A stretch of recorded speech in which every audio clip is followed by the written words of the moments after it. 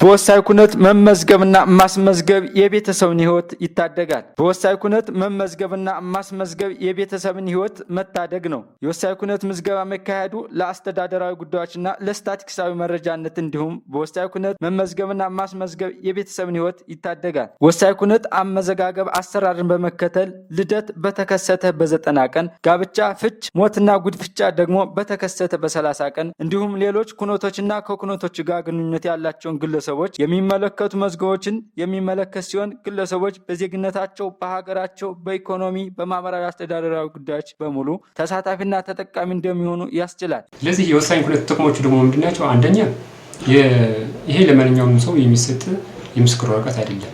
ዜጋ የኢትዮጵያዊ ዜጋ ለሆነ ብቻ የሚያገለግለው ይሄ ሲሆን ደግሞ አሁን በአብዛኛው እየተጠቀምን ያለ ነው ከጤናዎች ጋርም ከተለያዩ ነገሮችም አንደኛ የጤና ክትባት በሚያገኙበት ሰዓት እናቶች አባቶች ልጁ መቼ ተወለደ ስትለው የሚያውቀው ነገር የለም።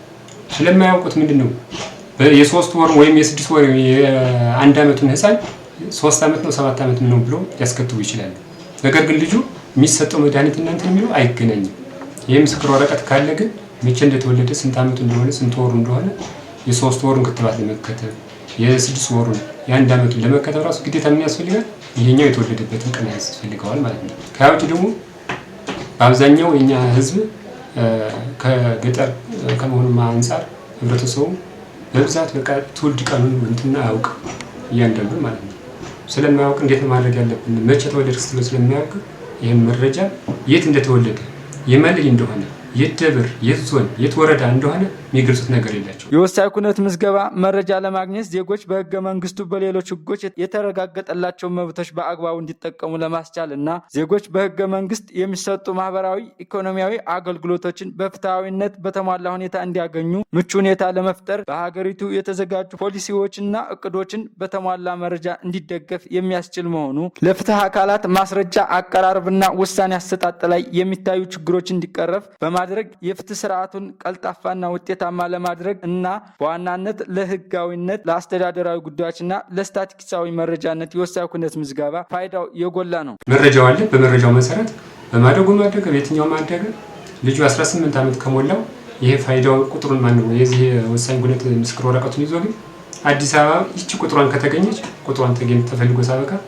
አዲስ አበባ መረጃው ይገኛል ማለት ነው። ባህር ዳር መረጃው ያገኛል። የትም ቦታ ኢትዮጵያ ውስጥ ሆኖ መረጃውን ሰርች ሲያደርገው ያገኘዋል በቀላሉ ማለት ነው። ያውጭም አልፎ ደግሞ ሌሎቹ ምንድናቸው? እነዚህ የራሱን የማንነቱን መገለጫ ነው። በቃ 18 ዓመት የሆነው ልጅ እድሜው ቀጫጫ ሊሆን ይችላል። ቀጫጫ ሆኖ ግን የመምረጥም የመመረጥም መብት የለህም ነው የሚባለው። መታወቂያ የማውጣት መብት የለህም ነው የሚባለው። ለምን እድሜው አልደረሰም ተብሎ ማለት ነው። ግን ወሳኝ ኩነት ጋር መረጃ የተወለደበት ቀን ስታይ ግን 18 ዓመት እና ከዛ በላይ የሆነ የ25 ዓመት ልጅ ሆኖ እኮ ቀጫጫ የ15 ዓመት የሚመስል ይኖራል። ስለዚህ እነዚህ ሰዎች ደግሞ መታወቂያ ማውጣት አይችሉም 15 ዓመት በታች ስለሆነ ማለት ነው።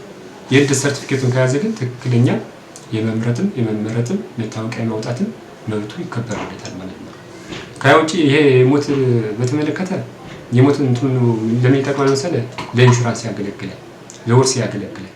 በኢትዮጵያ ደረጃ በወሳኝ ኩነት የተካተቱ ልደት፣ ሞት፣ ጋብቻ፣ ፍችና ጉድፍቻ ሲሆኑ በጤናው ዘርፍ በወላድ እናቶች የቅድመ ወሊድ የጤና እንክብካቤ ለማድረግና ከወሊድ በኋላ የእናቶችና ህፃናት ጤና ለመጠበቅ በሞት መዝገቡ የሞት ምክንያታቸውን በተላላፊ በሽታ በመያዝ ከሆኑ ግለሰቦች መረጃ በመነሳት አፋጣኝ ክትትልና የቅድመ ጥንቃቄ መከላከል ተግባራትን ውጤታማ በማድረግ የወሳኝ ኩነት ምዝገባ ከማህበራዊ ጠቀሜታው አንጻር ከፍተኛ መሆኑንና በትምህርቱም ዘርፍ በቀበሌዎች ውስጥ እድሜያቸው ለትምህርት የደረሱ ህፃናት እንዲመዘገቡ ለማድረግና መመዝገባቸውንም ለመከታተል እንዲቻል ትምህርት ቤቶችና አገልግሎት ተቋማት ከልደት መዝገቡ ዝርዝሩን ለቅመው በማቅረብ ትክክለኛ መረጃ ላይ የተመሰረተ እቅድ ለማዘጋጀትም ከፍተኛ ጠቀሜታ አለው።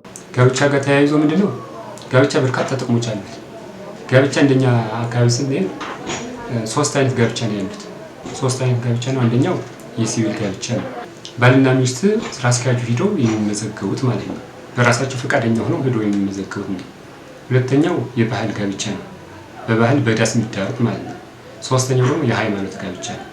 ይህን የሃይማኖት ጋብቻ ፈጽመው በሲቪልም ሆነ በተለያዩ ነገር ፈጽመው ውል ስምምነቱን አስይዘው ወሳኝ ኩነት ላይ ይመዘገባሉ ማለት ነው። ይህን ሰርቲፊኬት ይይዛሉ። ይህን ከያዙ በኋላ ባልየው አልፈልግሽም ብሎ እንኳን ቢያባራት ሀብት ንብረቷን አልከፍልሽም ቢላት የጋብቻ ሰርቲፊኬት አላት፣ ፍርድ ቤት ሄዳ ትከሳለች ማለት ነው። በዚህ መሰረት ሀብት ንብረቷን በጋራ እንድትካፈል ያደርጋል ነው። ከያ ውጭ ደግሞ 18 ዓመት ሆና ለምሳሌ በሰራተኝነት ሊያስገባት ይችላል። ሴትዮዋን በሰራተኝነት ከተቀጠረችን ማነው ካስገባት በኋላ 2-3 ልጅ ትወልዳለች፣ 4-5 ልጅ ትወልዳለች። እነዚህ ከወለደች በኋላ አንቺ ሰራተኛ ነሽ እንጂ ሚስት አይደለሽም ብሎ ያወጣታል፣ ያባርራታል። በዛን ሰዓት ነው የሚደረገው። የቤተሰብ ህጉ ምን ነው የሚለው? አንድ ሴት 1 ዓመትም ሆነ 2 ዓመት አብራ መኖሯን አብራን ማለቷን ማደሯን ካረጋገጠና ትክክለኛ ሆኖ ከተገኘ እሷ ስትገባ አንዲት ላም ከነበረች እሷን ሲፈታት 5 ነው ከተገኙ አንዲቱ የመጀመሪያው የራሱ ድርሻ ናት፣ 4ቱን ግን ትካፈላለች ነው የሚለው። ስለዚህ በዚህ መሰረት ይሄን ለማስመዝገብ ይጠቅማል ነው። ከያ ውጭ ባልየው ገጠር ሊሆን ይችላል፣ አባረራት፣ ከተማ ዘላ ትገባለች። ዘላ ከተማ መረጃ ስለሌላት ቤተሰቧን እንትን የለም ወይ ሻይ ለመሸጥ ወይም የጠጅ ቤት ምናምን መታ ትቀጠራለች ማለት ነው። ስትቀጠር ባልየው ተከትሎ ይመጣል። እሱ የራሱን ህይወት እየኖረ ነው ሚስት አግብቶ። ከዚህም ደግሞ እሷን ደግሞ ጠለሳ የምታደርግበት ወይም የሆነ ነገር በምትሰራበት ሰዓት ሌላ ሰው እንዳይገባ አለሁ እያለ ያግዳታል ማለት ነው። በዚህ ሰዓት ደግሞ ምን ያስፈልጋል? የፍቺ ሰርቲፊኬቱ ያስፈልጋል ማለት ነው። ፍቺ በማህበራዊ ፍርድ ቤት በሊቀመንበር በአገር ሽማግሌ የሚፋታው ሳይሆን ወረዳ ፍርድ ቤት ተፋተው ያመጡት እንትን መኖር አለበት። ምስክር ወረቀቱን እንደማነው የተፋቱበትን ዝርዝሩ ለኛ ይደርሳል። በዛ መሰረኛ እንትን አድርገን መዝግበን ለሷ ድርሻዋን እንሰጣለን ማለት ነው። ያ እንዳይሆን ነው እንግዲህ ያን ለመከላከል ነው። ከዛ ሚስት አለችው ይቺን ባል እንዳታገባ ይከላከላታል ማለት ነው። ስለዚህ የሷን ኑሮ እያፈነ የሱን ኑሮ እንትን ማለት ነው የሚፈልገውና ይቺ ሴትዮ ግን አይመጣ አይ ከበፊት ባላግብቼን ስኖር ነበረ፣ አሁን ግን ተፋተተን እህሏችን እንደዚህ ብለ ተካፍለን ከተማ መጥቻለሁ እዚህ ማላሰራኛል ብላ የምስክር ወረቀቱን ይዛ ከሄደች ፍርድ ቤት ያንን ሰውዬ አስጠርቶ የማያዳግም እርምጃ እንዲወስድ ያደርጋል።